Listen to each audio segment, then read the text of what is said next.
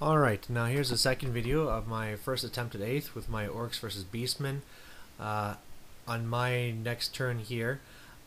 So I charge his chariots on the left side, Orcs charge one, the chariot charges the other. Actually the chariot just charged the one, then I had to use magic to move the other unit in since it had failed animosity. Broke the one unit with the block, then ran into the other one, then beat that one, so both chariots are completely gone. My unit that was fleeing kept on fleeing off the board. In combat there, my orcs beat up his minotaurs. He did 2 wounds to my general though, so that's no good, but killed all but one, and the last one's fleeing and is just in front of the Razagor there. So that's great, because that means that the Razagor can't charge, because there's that model in front of it. Well, I guess it can declare, but it's going to be risky. And the big news on this side, my wolves rally, and then I take a shot at that spawn with my Chukka there. So if the newer rules, I did have true line of sight. It was blocked, so I was at -2 to shoot. Still hit it, wounded it, did 3 wounds. Boom, spawn is dead. So really, this entire flank is just over. All right, so his turn 3, his one unit of Gores turns around. His Razagor tried to charge, but the Minotaur rallied, so he was stuck there. Oh, and the magic effect that's been happening from this little thing now is that it's zapping my Night Goblins and removing my armor, so not that big of a deal. And then on the other flank, he really catches me off guard. His Beast Lord's unit, which I thought was just going to stay back and stay defensive, charges all the way across, and I mean it's so hard to these charges go so far now, and runs into my Savage Orcs. Luckily for me, he doesn't roll all that great, and he beats me, but I hold in combat, so that was really lucky, because now I can counter them pretty well. Then on my turn, the chariot hits the one side. The Orcs actually rolled a 6, so they got closer and flanked from the other side.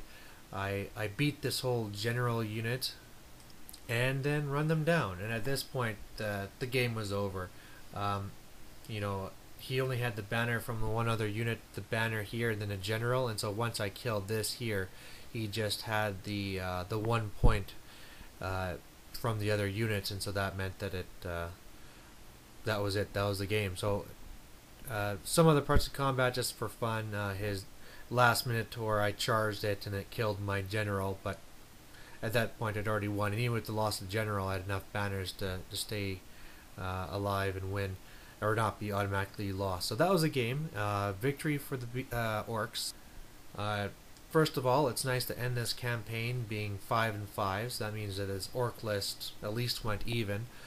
Some thoughts of the game and of 8th. Sibo was caught off guard with that Razagor. He forgot that I could see through the woods and charge through it. Going the other way, I was caught off guard a couple of times by the charge of the Horde and the charge of the Beast Lord, that they can just charge so far, and especially, you know, with a lot of the terrain not hindering infantry, they just go extremely fast. Magic was crazy, where you know, for me with the +4 on my Orc spells, it was so easy for me to get spells off. Meanwhile, him with his new lore, you know, he got a big spell off, miscast, and it ended up just losing him a bunch of points. So that was interesting to see.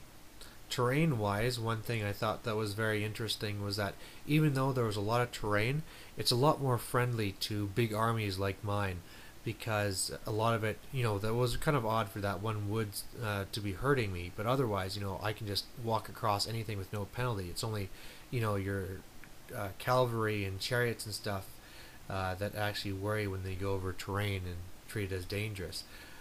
One thing I did wrong that you can even see from this picture is that, or from the previous pictures, sorry, is that your units are actually supposed to be 1 inch apart. That's one rule that we missed, and so that would have forced me to spread out a little bit more, but I don't think it would have really affected the game very much. Just something that, you know, all of us horde type armies are going to have to watch for.